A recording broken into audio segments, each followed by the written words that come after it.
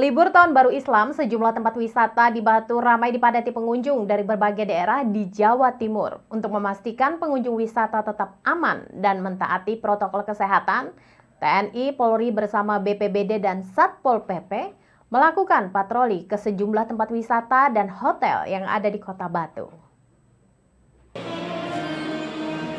Liburan Tahun Baru Islam, jajaran Kepolisian Resort Kota Batu bersama Kodim 0818 Malang Batu menggelar patroli skala besar ke tempat wisata.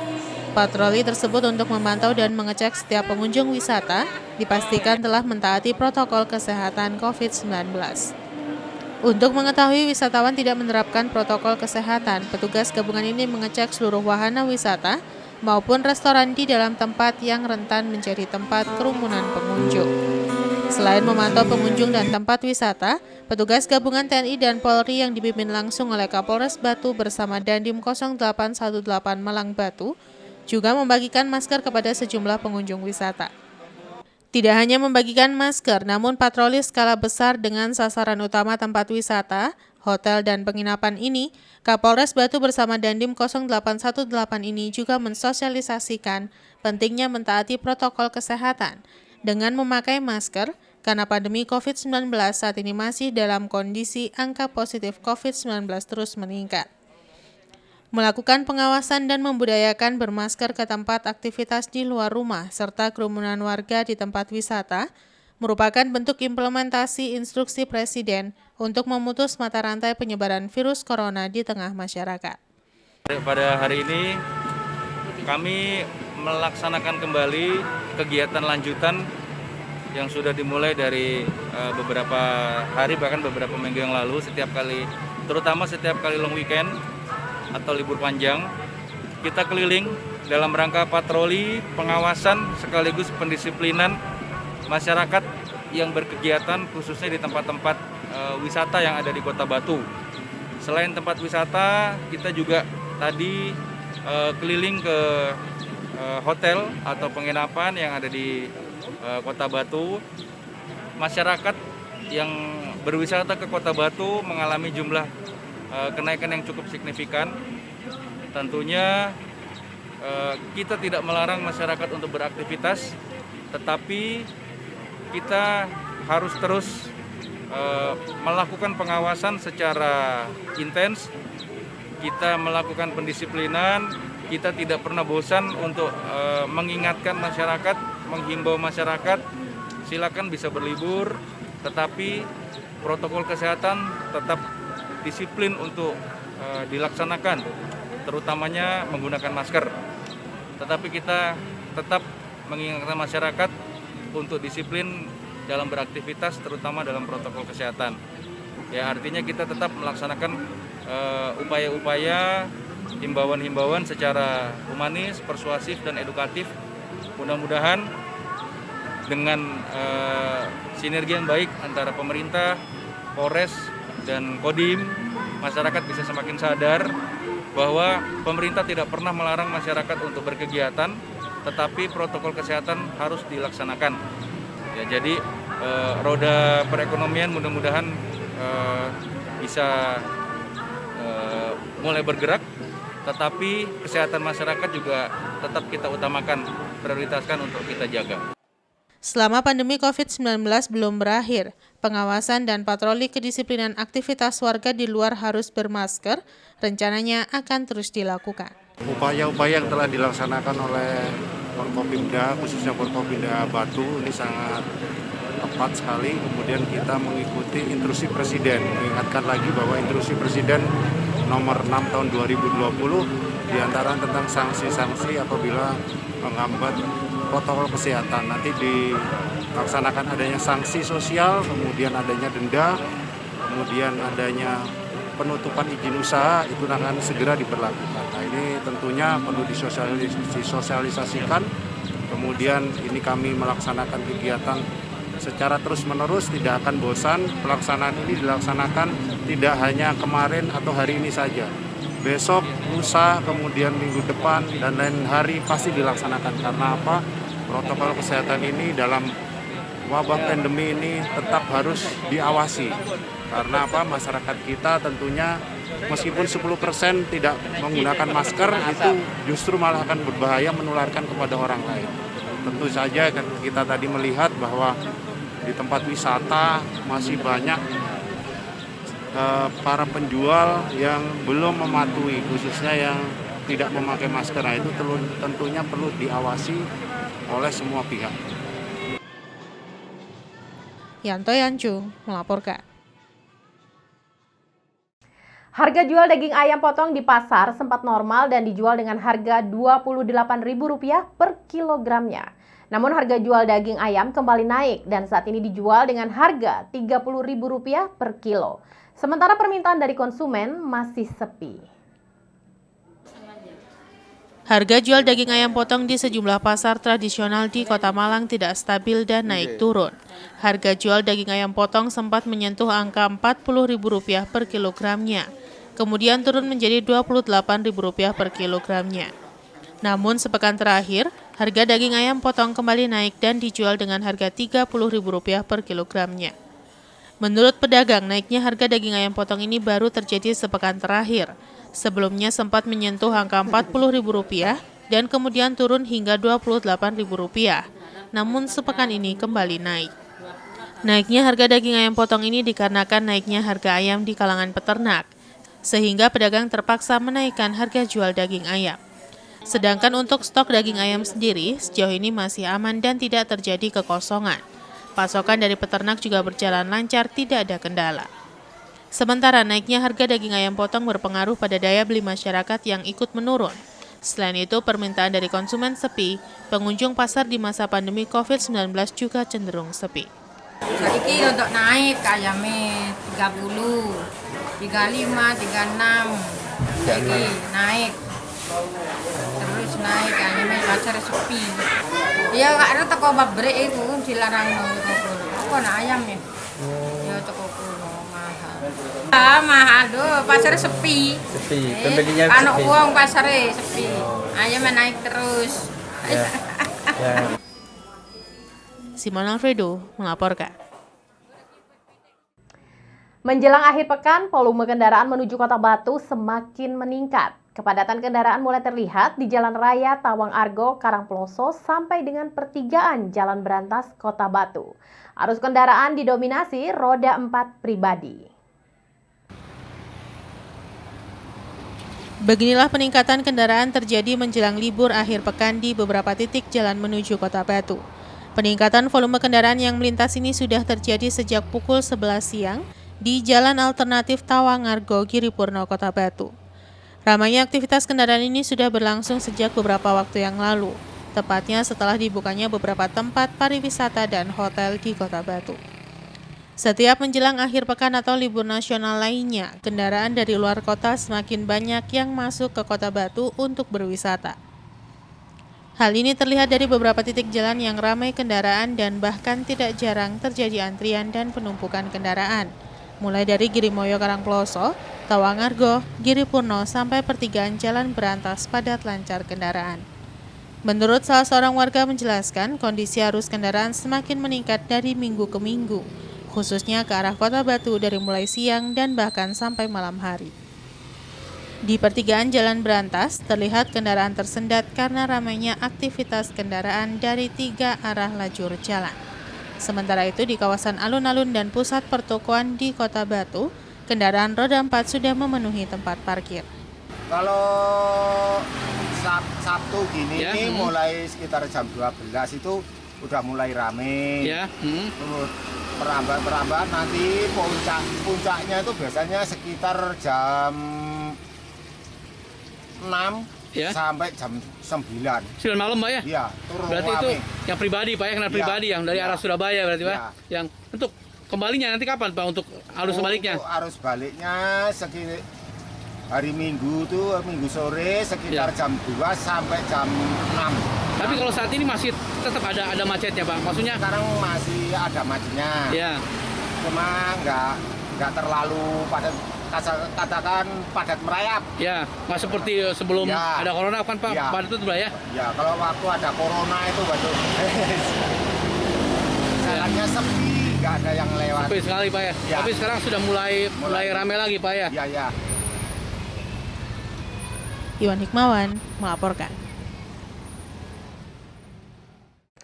Terima kasih Anda masih setia bersama kami dalam Info 7 Malang Raya. Masih belum meningkatnya permintaan mawar hias dari sejumlah kota di Indonesia, berdampak masih belum normalnya volume penjualan mawar hias milik petani. Kondisi ini masih dirasakan berat oleh para petani mengingat biaya pengeluaran untuk mawar juga tidak sedikit. Beginilah pemandangan di kawasan lahan pertanian bunga mawar di Bumiaji, Kota Batu. Belum normalnya permintaan mawar hias dari sejumlah kota di Indonesia seperti Jakarta, Bali, Surabaya, dan lainnya berdampak pada masih belum maksimalnya pengiriman mawar petani sehingga pemasukan seringkali masih belum bisa menutupi sepenuhnya biaya pengeluaran. Saat ini pengiriman mawar sudah berlangsung ke Jakarta, Surabaya, Bali, dan lainnya. Hanya saja volume pengiriman masih jauh dari kondisi normal yang 1 minggu bisa 3 kali pengiriman.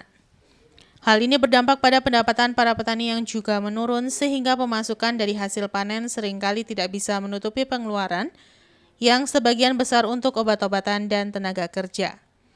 Tidak hanya kondisi tanaman mawar hias saat ini banyak yang sedang dalam pemulihan setelah mengalami kerusakan, salah satunya akibat perawatan yang kurang maksimal. Menurut salah seorang petani bunga menjelaskan, kondisi saat ini sangat jauh berbeda dengan sebelum corona. Tidak sedikit lahan mawar berubah menjadi lahan sayuran akibat tingginya biaya perawatan. Di lokasi terlihat para petani mawar dan bunga hias lainnya masih beraktivitas dengan normal, di tengah semakin turunnya harga jual mawar sambil berharap kondisi penyebaran COVID-19 bisa segera berakhir dan perekonomian bisa semakin membaik.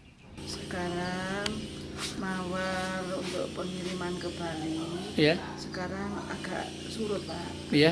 Ya, nggak seperti biasanya. Nggak seperti sebelum corona, Bu ya? Iya. Kalau sebelum corona berapa sekali? 1 minggu ngirimnya, Bu? Biasanya 1 minggu 3 kali, Pak. 3 kali. Sekarang? Iya, sekarang kadang itu 1 kali, kadang 2 kali. Untuk jumlahnya, untuk yang volumenya gimana? Tergantung peminatnya. Nggak, ya dibandingkan sama dulu, sekarang lebih mungkin. Maksudnya volume pengirimannya biasanya kan banyak, apa sekarang? Di sana masih Pak, masih pariwisatanya belum boleh masuk. Iya. Katanya masih corona. Tapi katanya tanggal ini loh Pak, bulan akhir September kira-kira. Katanya mau dibuka pariwisatanya. Oh, Bali mulai. Jadi ada kemungkinan bisa normal, Bu ya? Ya, insya Allah ya. Semoga aja. Untuk harga gimana sekarang harga? Harga Pak? Harga bunga? Harga bunga? Maksudnya bunga? Bunga mawar juga? Kalau untuk abonemen tetap harganya ya. Kalau hari-hari itu Pak namanya bulan-bulan besar itu rame Pak. Rame ya. Harganya agak naik kalau di sini. Kalau sudah abonemen beda Pak. Kalau untuk mawar katanya mawar yang pendek anunya masih belum. Yang pendek itu harganya itu Pak masih 700. Ya, sebagian katanya nggak begitu laku. Tapi yang nggak laku. Kalau yang panjang? Yang panjang pasti laku ya. Iwan Hikmawan melaporkan. Untuk meningkatkan iman dan ketakwaan ajaran agama Islam tidak terbatas umur, seperti halnya yang dilakukan warga desa Oro-Oro Ombo. Meskipun sudah lanjut usia, mereka tetap tekun dan semangat belajar membaca Al-Quran di luar kesibukannya. Seorang anggota kepolisian dari Resort Kota Batu berpangkat Inspektur Polisi 1 menjadi guru ngaji pada orang lanjut usia warga desa Oro-Rombo, Kecamatan Batu, Kota Batu. Bertempat di ruang kelas Sekolah Dasar Negeri Desa Oro-Rombo, belajar membaca Al-Quran dengan metode cepat diikuti rata-rata pesertanya orang lanjut usia yang sama sekali belum bisa membaca Al-Quran. Salah satu peserta belajar membaca Al-Quran metode cepat mengaku, awalnya perasaan malu dan minder karena usia. Namun berkat belajar mengaji metode cepat yang diikuti pesertanya lanjut usia, akhirnya bisa membaca Al-Quran meskipun belum lancar. Karena selama ini memang kita ya, saya sendiri maupun teman-teman itu sulit sekali untuk mencari ya seorang guru untuk belajar ngaji yang sudah tua-tua. Artinya kalau ngaji umum itu mungkin kita sendiri juga malu atau minder ya. Tapi kalau sekarang kan ada Pak Guru Ngaji yang dari kepolisian, Pak Agus Mulyono, ya itu sangat berterima kasih sekali. Karena kita yang selama ini belum mengenal atau sudah mengenal dikit-dikit akhirnya bisa membaca. Walaupun belum sempurna, nanti akan kita belajar terus sampai bisa sempurna. Sudah berapa kali pertemuan Bapak itu? Saya sudah sekitar 7 kali pertemuan. Terus yang bisa dihafal Pak, surat-surat? Kalau surat masih belum, tapi ini kita sudah bisa membaca huruf yang sudah digabung-gabung maupun huruf yang ada harokatnya, ya istilahnya, ada tanda bacanya. Itu yang masih bisa di situ. Sementara pembelajaran mengaji dengan metode cepat ini tidak hanya dilakukan satu tempat, namun tempatnya berpindah-pindah yang dilakukan setiap malam usai sholat maghrib. Ibtu Agus Mulyono yang menjabat Kasubag Humas di Polres Batu dan sekaligus sebagai guru ngaji menjelaskan, meskipun pelaksanaan belajar mengaji dilakukan setiap malam, namun tidak mengganggu aktivitas kedinasan di kepolisian. Dengan waktu pelaksanaan untuk mengajar mengaji bisa fokus dalam memberikan pembelajaran membaca Al-Quran, sehingga semua peserta akan lebih cepat memahami bacaan Al-Quran. Diharapkan belajar mengaji dengan metode cepat ini bisa bermanfaat bagi para peserta yang rata-rata usia lanjut dan juga bisa meningkatkan iman dan ketakwaan terhadap ajaran agama Islam. Ya, awalnya sulit untuk mengatur waktu, tapi saya kondisikan setelah sholat maghrib sampai isya. Saya ada waktu kosong, longgar, saya mengusahakan ketemu dengan bapak-bapak lansia yang memang butuh pendidikan spesial, yaitu membaca Al-Quran. Maka kami peduli untuk meningkatkan kualitas keimanan melalui belajar Al-Quran. Ternyata antusias dan banyak yang menginginkan. Jadi sangat membutuhkan seorang guru ngaji, khususnya lansia, karena mungkin tidak ada tempat yang khusus spesial pembelajaran lansia. Maka kami peduli dengan itu semuanya. 1 minggu full. Jadi Sabtu di Masjid Kalimosodo, Minggu di Sunan Bonang, kemudian Selasa ada di Al-Falak, dan hari Jumat di sini di SD Rombo 2. Jadi tempatnya berpindah-pindah. Ya, tempatnya berbeda. Satu minggu itu full, tidak ada waktu saya untuk istirahat pun nggak ada. Saya kan memang peduli pada lansia yang membutuhkan ilmu Al-Quran. Terus ini nggak mengganggu dari kedinasan jenengan, Pak? Ya, sementara tidak ganggu karena setelah saya melakukan kegiatan full, maka saat maghrib itu saya gunakan untuk mengajar lansia. Jangan sampai salah, bilang salah. Yanto Yanjung melaporkan. Terima kasih Anda masih siap bersama kami dalam Info 7 Malang Raya. Setelah 3 pemain asing Arema enggan melakukan renegosiasi dan memutuskan tidak melanjutkan kontrak bersama Arema FC, tim Singoedan langsung bergerak cepat untuk mencari pemain pengganti dengan mengontrak 2 pemain asing asal Brasil. 2 pemain asing yang masih berusia di bawah 20 tahun ini sebagai langkah investasi jangka panjang Arema FC. Pasca mundurnya Mario Gomez sebagai pelatih Arema FC dan beberapa pemain asing, menjadikan manajemen mencari pemain baru dalam menambal skuad tim Singoedan yang akan berlaga di lanjutan Liga 1 2020. Langkah manajemen Arema FC ini yakni dengan mengontrak 2 pemain muda asal Brazil.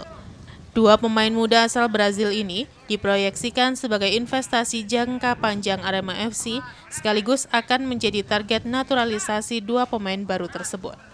Sudar Maji, media officer Arema FC mengatakan, jika keinginan tersebut sekaligus sebagai langkah dukungan kepada federasi atau PSSI untuk mengakomodir keberadaan pemain U20.